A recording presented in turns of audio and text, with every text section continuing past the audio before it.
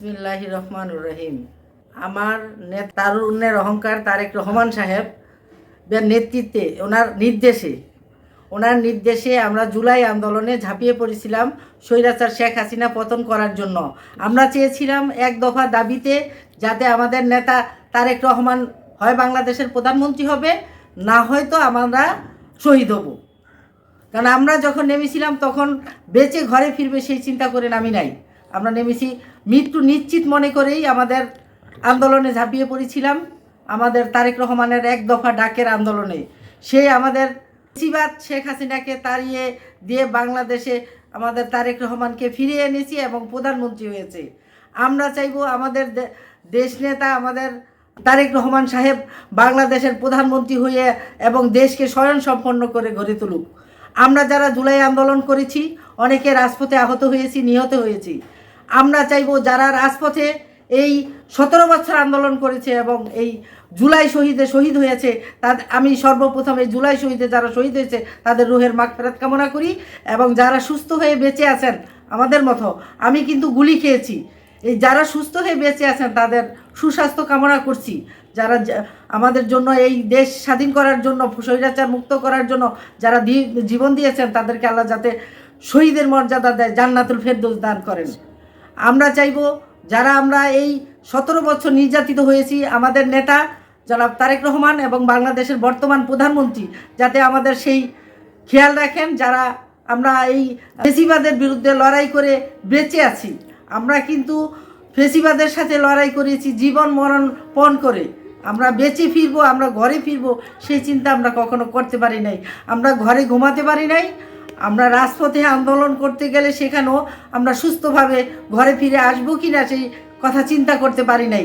কারণ আমাদের ছেলে মেয়ে সংসার সব ফেলে দিয়ে আমরা শুধু দেশের কথা চিন্তা করেছি, যে আমাদের দেশনেত্রী বেগম খালেদা জিয়া দেশ ছেড়ে আমাদের ছেড়ে কখনো দেশ ছেড়ে পালিয়ে যায় নাই। সেই জন্য আমাদের মা, জনগণের মা দেশনেত্রী বেগম খালেদা জিয়ার নেতৃত্বে আমরা সকলে মুষ্টিভাবে দেশে স্বৈরাচারের পতনের নির্যাতনের শিকার হয়েও দেশ ছেড়ে পালিয়ে যাই নাই। এবং আমরা বেঁচে আছি যেহেতু আমাদের নেতা জনাব তারেক রহমান, তারুণ্যের অহংকার, ওনার ডাকে সারা বাংলাদেশের লোক ঝাঁপিয়ে পড়েছিল, দল মত নির্বিশেষে সাধারণ জনগণ ঝাঁপিয়ে পড়েছিল, আমাদের সন্তানরা ঝাঁপিয়ে পড়েছিল। যখন আমাদের সন্তানগো গায়ে গুলি লেগেছিল, সন্তানরা যখন বাসায় ফিরতে পারে নাই, তখন আমরা মায়েরা কখনো ঘরে বসে থাকতে পারি নাই। কারণ আমরা সব সময় চিন্তা করেছি যে আমাদের সন্তানরা বের হয়েছে, বাড়ি ফিরবে কিনা, তারা বাসায় ফিরবে কিনা, তারা ঠিক মতন পেলাম কিনা, তাদের ফোন দিলে যদি না পাইতাম তখনই আমাদের চিন্তার ভাঁজ কপালে পড়তো যে আমাদের সন্তানরা বাসায় ফিরে আসবে কিনা।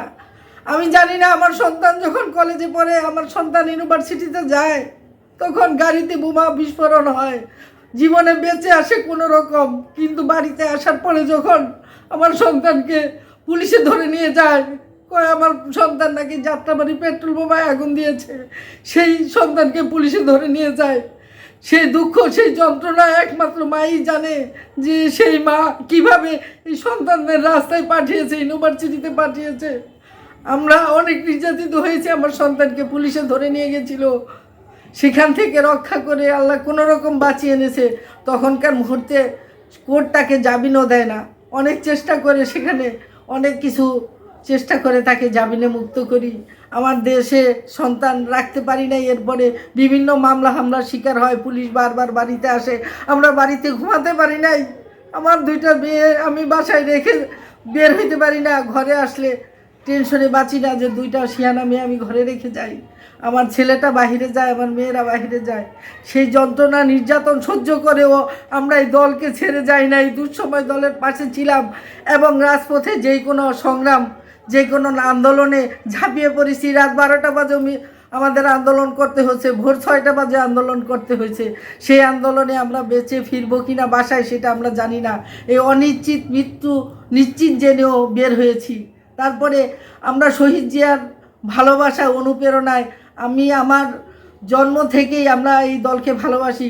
আমার বাবাকে দেখেছি আমি এই শহীদ জিয়ার সাথে একসাথে খাল খননের কাজ করতে। আমার বাবা 6 বার নির্বাচিত মেম্বার ছিলেন ইউনিয়ন পরিষদের। আমার বাবাকে আমি দেখেছি এই শহীদ জিয়ার হাত ধরে তার হেলিকপ্টারে উঠতে, এক মাঠ থেকে আরেক মাঠে পৌঁছাইতে। সেই ভালোবাসা থেকেই মুন্সিগঞ্জ লৌহজন উপজেলা মেদিনীমণ্ডল ইউনিয়নের একজন সন্তান।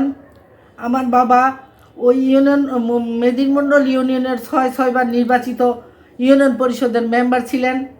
একবার চেয়ারম্যান হয়েছিলেন, চেয়ারম্যানের দুর্নীতির কারণে চেয়ারম্যানই চলে গিয়েছিল। তখন আমার আব্বাকে চেয়ারম্যানের দায়িত্ব দেওয়া হয়। তো আমার আব্বা তখন বলিষ্ঠ কণ্ঠে রাজনীতি করত, বিএনপির সাথে সম্পৃক্ত হয়ে যখন আমাদের থানা জাতীয়তাবাদী দলের প্রথম কমিটি হয়, তখন আমার আব্বা সেই কমিটির একজন সদস্য ছিলেন। এবং আমার বাবাকে আমি দেখেছি জিয়া রহমানের সাথে একসাথে রাস্তায় নেমে খাল খনন করার এবং রাস্তার মাটি কাটার কাজ করতে। সেই দৃশ্য আজও আমার চোখে ভাসে যে আমার বাবা জিয়া রহমানের হাত ধরে হেলিকপ্টারে উঠেছিলেন। আমাদের মেদিনীমণ্ডল ইউনিয়নের একটা স্কুলের মাঠ আছে, কাজীর পাগলা স্কুল, সেই মাঠ থেকে আমি দেখেছি আমার বাবা চলে যেতে জিয়া রহমানের হাত ধরে। তখন আমি অনেক ছোট, বুঝি না, কিন্তু আমি কান্নায় ভেঙে পড়ি। আমি মনে করেছিলাম যে আমার বাবা মনে হয় আর ফিরে আসবে না, সেই হেলিকপ্টারে চলে গেছে। যখন আমার বাবা পরবর্তীতে বাসায় ফিরে আসে, আমি আমার বাবাকে হাত পা নেড়ে দেখি যে আমার বাবা সুস্থ আছে কিনা, ভালো আছে কিনা। আমার বাবা সেই শহীদ জিয়ার ভালোবাসা, সেই আদর্শ নিয়ে মৃত্যুবরণ করেছেন 16 সালে। তখনও সে আমাদের ওয়ার্ডের সভাপতি ছিলেন, আমাদের 6 নম্বর ওয়ার্ড মেদিনীমণ্ডল ইউনিয়নের। সেখানে মৃত্যুর সময়ও সে ওয়ার্ডের সভাপতি হিসাবে মৃত্যুবরণ করেছেন। আমার বাবা 16 সালে মৃত্যুবরণ করেছেন। তার আদর্শ, তার সন্তান হিসাবে তার ভালোবাসার অনুপ্রেরণার জিয়া রহমানের সাথে সেই ভালোবাসা দেখে আমরা গর্ববোধ করেছি যে আমার বাবা একজন এমন নেতার রাজনীতি করে যে শহীদ প্রেসিডেন্ট জিয়া রহমান, তার অনুপ্রেরণা, তার আদর্শ বুকে রেখে সে রাজনীতি করত এবং ইউনিয়ন পরিষদের মেম্বার হিসাবে সে অনেক সুনাম অর্জন করেছে। আমি তার সন্তান হয়ে এবং আমি শহীদ জিয়ার সেই আদর্শকে বুকে ধারণ করি এবং আমাদের দেশনেত্রী বেগম খালেদা জিয়া, আমাদের মা, জনগণের মা, যেই বিপদের সময়ও তার সন্তানের কথা একবারও চিন্তা করে নাই। সে আমাদেরকে রেখে দেশ ছেড়ে পালিয়ে যায়। তার নিজের সন্তানের মৃত্যুর মুখে জেনেও সে আমাদের এতটা ভালোবেসেছে। যদি কোনো বাংলাদেশকে ভালোবেসে থাকে, সে হলো আমাদের দেশনেত্রী বেগম খালেদা জিয়া। সে যে রাজনীতি পরিচালনা করেছেন, দীর্ঘ 3 বার প্রধানমন্ত্রী হয়েছেন, দেশকে ভালোবেসেছেন, সেই তার অনুপ্রেরণায় এখনও এই যে 17 বছর দেশে যারা নির্যাতিত হয়েছে সবাই খালেদা জিয়াকে মনে রাখবে। আমার মনে হয় ইতিহাসের সাক্ষী হয়ে থাকবে সে, যে আমাদের রাষ্ট্রপতি জিয়া রহমান সাহেব সে গণতন্ত্রের জন্য সে দলমত নির্বিশেষে সবাইকে ধারণ করে সে দেশের রাজনীতি করেছে। এবং আমাদের দেশনেত্রী বেগম খালেদা জিয়া কখনোই এটাকে ভুলে যায় নাই। যে তবে আমি মনে করি যে আমি একজন কৃষক দল করি। আমি জাতীয়তাবাদী দলের সাবেক মুন্সিগঞ্জ জেলার সিনিয়র সহসভাপতি এবং লৌহজন উপজেলার সভাপতি হিসেবে দায়িত্ব পালন করেছিলাম। আমি সাবেক কদমতলী থানা মহিলা দলের যুগ্ম আহ্বায়ক হিসেবে দায়িত্ব পালন করেছি। আমি মুক্তিযোদ্ধা প্রজন্ম দলের কেন্দ্রীয় কমিটির সহসভাপতি হিসাবে দায়িত্ব পালন করেছি। আমি বর্তমান কৃষক দলের কেন্দ্রীয় কমিটির মহিলা বিষয়ক সম্পাদক হিসেবে দায়িত্ব পালন করতেছি।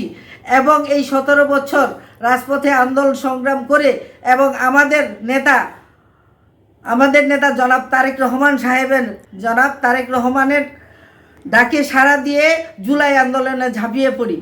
সেই ঝাঁপিয়ে পড়া আন্দোলন আপনারা দেখেছেন যে কৃষক দল কোথায় আন্দোলন করে নাই, কোথায় কি করেছে, এটা আপনি ভালো করে জানেন। আমার একটাই অনুরোধ আমার নেতার কাছে, একটাই অনুরোধ, যারা রাজপথে কাজ করেছে, যারা রাজপথে সংগ্রাম যুদ্ধ করেছে, তাদেরকে মূল্যায়ন করেন। আমি একজন নারী সংরক্ষিত মহিলা আসনের জন্য প্রত্যাশা করছি যে আমি মনে করব যে আমি একজন জুলাই যোদ্ধা। আমি এই যে কপালে গুলি খেয়েছিলাম যাত্রাবাড়ি, আমি বিভিন্ন জায়গায় আন্দোলন সংগ্রামে থেকেছি, কিন্তু যেদিন আমি গুলি খাই সেদিন যাত্রাবাড়ি ছিলাম। সেই অবস্থায় গুলি খেয়ে আমি ঢাকা মেডিকেলে যাই, সেখানে আমি নিজে আহত, সেই ট্রিটমেন্ট করি এবং আমার সাথে যারা ছিল তারাও আহত হয়েছে, তাদের নিয়ে আমি সেখানে সুচিকিৎসা দেওয়ার ব্যবস্থা করি। কিন্তু আমরা মেডিকেলে ভর্তিও থাকতে পারি নাই, সেখানেও আমরা ধাওয়া পাল্টা দেওয়া এবং নির্যাতনের শিকার হই, সেখান থেকে পালিয়ে আসি। কিন্তু তারপরে আমি আবার অন্য জায়গায় চিকিৎসা নেওয়ার পরে আমি যখন আন্দোলন শেষ হয়, ফেসিবাদ পালিয়ে যায় 5 তারিখের পরে, আবার যখন আমাদের নেতৃত্ব দিতে বাংলাদেশের ইউনূস সাহেব আসেন, তখন তার নেতৃত্বে জুলাই যোদ্ধাদের ডাক দেওয়া হলো যে যারা আহত হয়েছে তাদের কিছু কাগজপত্র জমা দেওয়া হোক। আমি তার সেই কথা শুনে আমি একটা জুলাই যোদ্ধা, আমি যে আহত হয়েছি সেই পরীক্ষা নিরীক্ষার রিপোর্টগুলো আমি জমা দিই। জমা দেওয়ার পরে আমাকে একটা জুলাই যোদ্ধা কার্ড দেওয়া হয়, যেটা স্বাস্থ্য কার্ড, এবং এই স্বাস্থ্য কার্ডটা আমাকে দেওয়া হয়। আমি একজন জুলাই যোদ্ধা হিসাবে আমি এখানে স্বীকৃতি পেয়েছি। আমার এই কপালে গুলি লেগেছে, আমি মরেও যেতে পারতাম, কিন্তু আমার 3টা সন্তান ঘরে রেখে আমি প্রতিদিন আমার সন্তানদের নিয়েও আমি এই যুদ্ধে নেমেছি। তো যাই হোক, আমার নেতার কাছে আমি আশা করব যে নারী সংরক্ষিত আসনের আমি একজন প্রত্যাশী। আমি জুলাই আন্দোলন থেকে শুরু করে আমি এই 17 বছর দীর্ঘদিন মাঠে ছিলাম, এবং আমি এমন কেউ বলতে পারবো না যে আমি কখনো ভয়ে পালিয়ে গেছি। রাজপথে ছিলাম, বেঁচে আছি, যেহেতু আমার নেতার কাছে একটাই চাওয়া, আপনি যেহেতু দেশে এসেছেন, এটা আমাদের প্রত্যাশা ছিল, ভালোবাসা ছিল যে আমাদের তারুণ্যের অহংকার তারেক রহমান দেশে ফিরবে এবং এই দেশের প্রধানমন্ত্রী হবে, যোগ্য প্রধানমন্ত্রী, যে বাংলাদেশ পরিচালনা করার জন্য একটা যোগ্য প্রধানমন্ত্রী দরকার। সেই প্রধানমন্ত্রী আমাদের পেয়েছি, আমাদের আর কিছু লাগে না। আমাদের নেতা দেশ পরিচালনা করবে সুন্দর এবং সুশৃঙ্খলভাবে, দেশকে উন্নয়ন করবে, সেই আশা ব্যক্ত করে আমি যাতে নেতার পাশে থাকতে চাই, নেতার পাশে থেকে আমি জনগণের কাজ করতে চাই। আমি সবসময় গরিব, দুঃখী, অসহায়, স্কুল, মসজিদ, মাদ্রাসার সহযোগিতার পাশে ছিলাম, এখনও থাকতে চাই। আমার নেতা তারেক রহমান যদি আমাকে সেই ভরসা আশা দেয় এবং নারী সংগঠন হিসাবে আমাকে মনোনয়ন করে, তাহলে আমি কাজ করার সুযোগ পাবো, আরও সামনে এগিয়ে যাব, আমার নেতার হাতকে শক্তিশালী করব, সেই আশা ব্যক্ত করে সবাইকে ধন্যবাদ। আসসালামু আলাইকুম।